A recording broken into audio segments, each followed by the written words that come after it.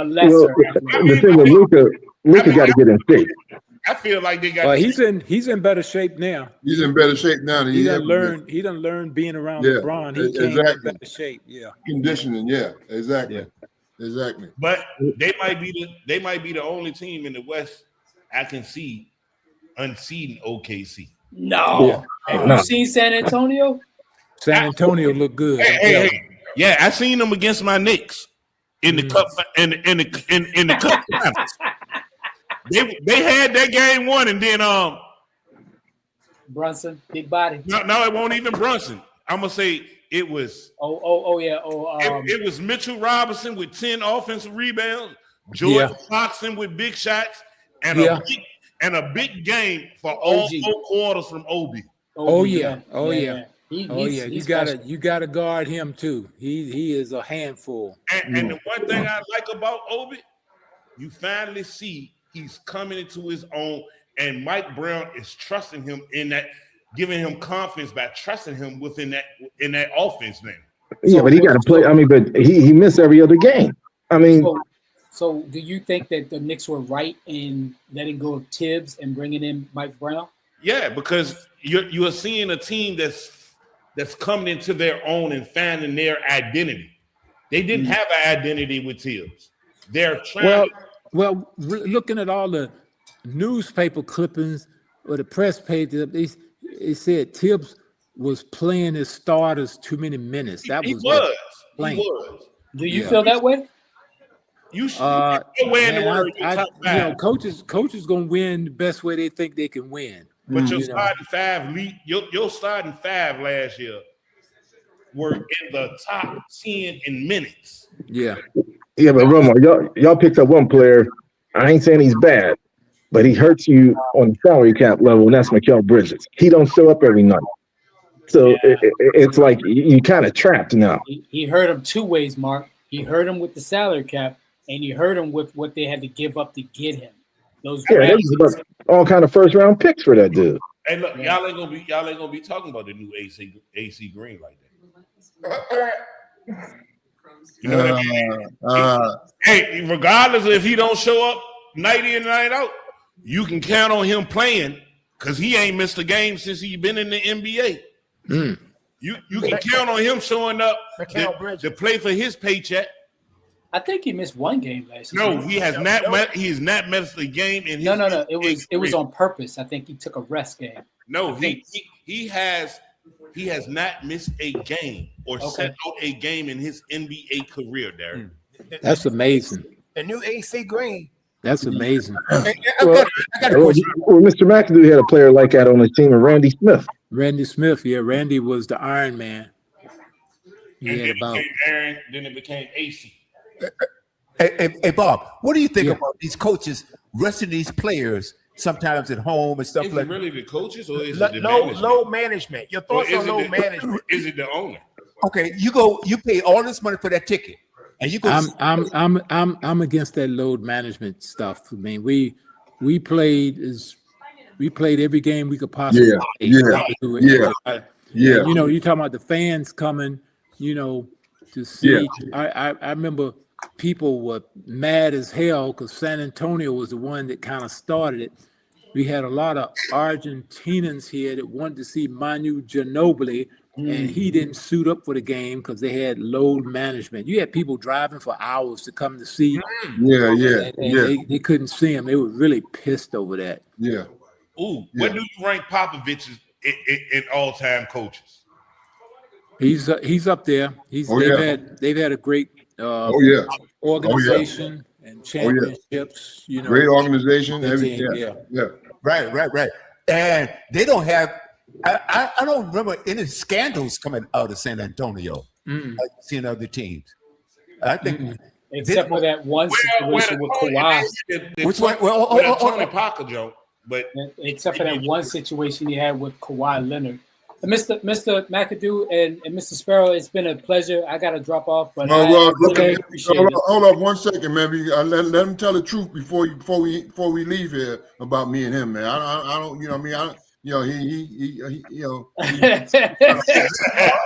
I need to let him tell everybody how you should crack him. down there in the park and more. We got to hear about this. We got to hear about this. Oh, okay. I just need to hear that, man. You know what I mean? Come on, man. The truth is, Bird, that I used to smother you. I used to D. You never saw any of that. Playing in the HBCU, you had never seen anything like that in New York. You've never seen anything like it. So, Mr. McAdoo, so he little bro, and you big thing. Yeah, he's little bro. He's a small forward. I love you, man. I love you. I knew you weren't gonna tell the truth, man, but I just wanted to let everybody know just how you get down, man. I told him that before we got on here, how you was gonna act. But it's okay. Bird. Come on, now. You played in the summer league. You saw what I did to you in the summer league, and your team from A&T. What happened to him? What you gave him? How much you dropped on him? Like said. No, don't go there, Ro. You my boy. You just met him. And on the A&T State University Aggies. Ro, you just met him. Easy. But I just had to ask him. No, Don't go there. Hey, I can remember when Buffalo was playing Boston in the playoffs. I think it's 73, 74. You averaged like 50 a game during that playoff series. I used to see Dave Cowens. I wanted to kill him. No, I just something. He used to bruise and beat up people, but he couldn't. I remember John Havlicek came up to me to an All-Star game one time. He was laughing. He said, "Bob, you used to make Dave pull his hair out because he couldn't figure out how to guard you." I believe it. I believe it. Yeah. It's something how you hear stuff, after your careers are over, because the stories start coming out. The stories start coming out. Just have All-Star games? Huh? Do you think that you were more deserving than just being selected to the All-Star game just 5 times in your career? Yeah, well, a couple of times I didn't make it because of injuries, kept me out. You know how you get injured, they'll put somebody else in your place. I probably should have been there 8 or 9 times, but I was injured, And I think the most disappointing award that got past me was the top 50. What? You didn't get in there? I didn't know because my oldest son researched it. He said, "Dad, you was the only MVP that didn't make it. You were the only scoring champ that didn't make it." Wow. So it's almost like I went to Italy for 6 years and people just kind of forgot. So they wrote you off. Yeah, they kind of wrote me off, Yeah, but see, that's an injustice because it's an injustice, and then I see publications out. I'll when I go by Borders, I'll go and get my Sports Illustrated and stuff, and they'll have some publications out. And when I see guys like Gary Payton and Kevin McHale and these people, they got the top players. Top 50 guys, they'll write these magazines, and I'm like, what if you guys, y'all didn't see the game? Look. Tell me about Bill Cartwright. He was a bad man. They might have wrote him out in the books, man, but his name is look. I think they do it wrong though, because they need to do it by eras. You got the 70s, 80s, 60s. You can't. Yeah. He was the most dominant player from, I'd say, 1971, 72 up into the 80s. Nobody could score. No, it was automatic. Well, Shaq even came up and apologized to me because Shaq had been in the league 2 or 3 years, and they had him in the top 50. And Shaq came up to me. He came up to my face. He said, "Bob, no way I should have been in the top 50 before you." He came up to me and said that to my face. Exactly. A lot of people. And Gary Payton? Yeah, Gary. Well, Gary, these are publications that come out. They'll come out. You know how people make money on publications. I see these publications, and they got their top 50 and stuff, and it's just disappointing. Did you make the top 75 list? Yeah, I made the top 75. You know, I said to myself, you know, I tried to be diplomatic. I said, man, I'm happy I lived another 25 years after you all did the top 50, so I could see myself in the top 75. But that's not how I met. You know, Bird know behind the scenes. I had my fangs out. You know, Yeah. you motherfuckers. You know, but I mean, Dominic Wilkins went completely berserk. Yeah, He went out and said, you know, hey, come on, man. You know, this is garbage. You I know, mean, y'all had in there. yeah. And it is. And it is. And it is. What you did, I don't understand how Mhm. those type of accolades that you didn't make the top 50. Yes, it's ridiculous because, you know, well, I know my best friends are my best friends. Bird, you know Sam, right? Yeah, I know, Sam. Sam said, Bob, if they'd have took your career, your first 5 years, they'd had to put you in the top 5. That alone speaks for itself. That alone, them first 5 years in Buffalo, man. What was your scoring average your first 5 years? 30 something, 30 plus. Yeah, I was averaging 30. 30 plus. I think I was. I got the I think stats. I was. I got the was stats. the youngest to get to 10,000 points. I got the stats. He's still a bum, but I got the stats. The stats was crazy at the time. Yeah, his stats is crazy as hell. He's still a bum, but I got the stats. You played against Jerry West. Yeah, I played Jerry. Was Jerry's last year too. That was Jerry's last year too. You know. I mean, when you're growing up in an era where you don't have TNT, you didn't have TBS, you didn't have all these different networks. Yeah, exactly. And I mean, for me to have been a kid, 7 or 8 years old, and looking through the newspapers, and then we'd only get games on Sundays. But this, I mean, I admit I followed Kareem as a little kid, but followed this man every day. Like I said, I got paddlings behind sneaking the newspaper into my class, and looking at the clippings for, you know, looking to see what he did before paying attention to my work. I mean, he was amazing, you know, and not being a top 50, I think is an injustice. Oh, bro, cut it out, man. Cut it out. Hey, bro, I'm telling you, growing up as a kid, I'm telling you now, I even tried to, I said, man, I tried to shoot that jumper. The only problem I started growing is 6'1", 6'2". He's 6'9", 6'10". I mean, it's amazing work. That's my guy. Wow. I got a question for both of you guys, Bob and Bird. Bob, who are some of the players that you played with or even know in the league that you still are in contact with today? Well, sad to say, I just lost one of my good friends, Michael Ray Richardson. Oh, he just died 2 weeks ago. Yeah. Prostate cancer. We were teammates with the New York Knicks. Yeah. And we were in Italy together. He played in Bologna, and I was in Milano. And he just succumbed to prostate cancer. And but I still see a few guys. We had our Laker reunion, and matter of fact, we're going to have another reunion of the Lakers, Showtime Lakers. You know, I was just in Toronto. I happened to be up there because my daughter's played pro tennis. She was in a tournament, and the Toronto Blue Jays were playing the Dodgers, and Magic was there. So I was able to see Magic. I sat up in the Dodgers suite with him because he's part owner of the Dodgers. So I see guys. I see Michael Cooper. I see Norm Nixon periodically. I was just at a function. I saw Jack Marin here in Boca. He played with me. He was on that championship Washington Bullet team at the time. I saw him. He played with me briefly in Buffalo.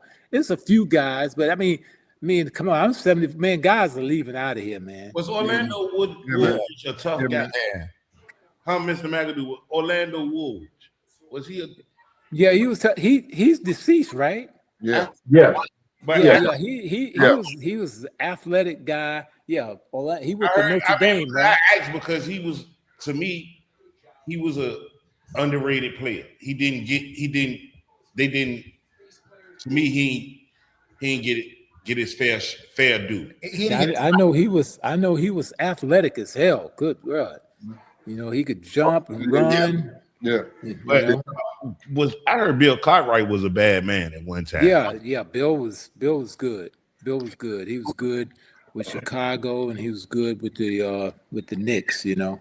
Let me ask you this: was Randy Smith one of the better players? I was always curious that you had, that you played with. It seemed like he seemed like he was almost like your main guy when I used to watch you guys when I was a kid. Absolutely, and if you put him on a track, not a single NBA player in history could outrun him in a 50 or 100-yard dash. Randy was talking about speed, man. Yeah, what? Yeah, that was speed. He was an All-American soccer player and basketball player at Buffalo State. You know. Wow. I heard you know how to play soccer. That helped you with your footwork. Absolutely. One of you guys was just talking about jumping right now, and the name that comes to mind is David Thompson. Ooh, DT. Oh yeah. I know you know. I heard the half flyer. Oh yeah. Did he go to NC State? Yes. Yeah, he went to NC State. They won the national championship. I know. Him and Tommy Burleson and Tommy Burleson, Monty Todd. They beat Bill Walton. Houston. They up in the Bill Walton and them. They beat Bill Walton and them in semis, and then they beat Maurice Lucas and them at Marquette in the championship. Yeah. That man had a 42-inch leap, vertical leap. Oh yeah. That's incredible. And and I saw something tragic on TV when he came. He went up for a rebound or something, and I think it was an accidental. Got clipped over somebody's shoulder, right, and fell over Marvin. I remember that play over Marvin Barnes. They were playing Providence. Out of Providence. And what happened? It was scary. But he came back. He had a bandage with blood all on his head. He came back. Got his head all scrapped up. Yeah, he was up there, boy. Yeah, he wasn't gonna miss that game though. Yeah, he's up there. Absolutely incredible. Yeah, absolutely, man. Wow. It's been great. It's always great having you on, Bird, and you, Mr. Mcadoo. Man, you got to come back on, please. No, he ain't gonna tell the truth. He ain't coming back, bro. Come on, Mr. Sparrow. We gotta have him back. Man. This was a trial run. We ain't doing that. If y'all got Bird on, y'all bring me back. We're not gonna do that, man. We're not bringing on. This is a trial run. You failed. You failed. Hold on, Mr. Sparrow. You know me and you boys. I got coming camera on. Me and you boys. You can't ass up. Hall of Famer, man. You don't get the meat in the Hall of Fame. Hey, Bird's like that because he know my scrub ball. Look at it. Bird's like that because he knew I got the best of them. He can't my scrub ball. On the scrub wall. So who else up on that wall? Who else up on that wall? Just him. Oh. So you saying that's the only scrub you ever met? That's my guy, man. That's my guy, man. That's my guy. It's been a pleasure. All right, man. I can honestly say it's been an honor. Okay. All right, Mac. I'll holler at you, bro. I'll holler at y'all too, man. Y'all take care. Right, bro. Hey, Bob, you know I got your number, right? Yeah. All right, brother. Thank you so much. Yo, throw it in the garbage can, bro. It's over with. No. All right. Hey, Bird. All right, I'll see y'all later. All right. Later. Thanks again. All right. Bye. See ya. All right, my guys. Y'all don't go nowhere. We're still on. Now, Dad, I wanted the guys was wondering. No, we can still, stay on the air for a little while, have like a little watch party while we on the air. Oh, y'all can stay on as long as you want. But I have to cut this show, and I need you to start another one, so that way I can edit the last show while we're doing. All right. That. Well, close this one watch out. party is just going to be unedited, and okay. All right. It's going to be off the rails. Wow. Okay. We have to make some little adjustments, but all right. A little intervention, little. Yes. All right. Yeah, no problem. All right. Close it out. Before we close it out, I would like to say this show was. I would thank you, Mr. Bob Mcadoo, for joining us. Also, Mr. James Sparrow, Mr. Miak, and so man, we just interviewed a Hall of Fame NBA. Bruh. Great. That was really great. And he answered every question. They both did. We just did that. Yeah, we did that. Man.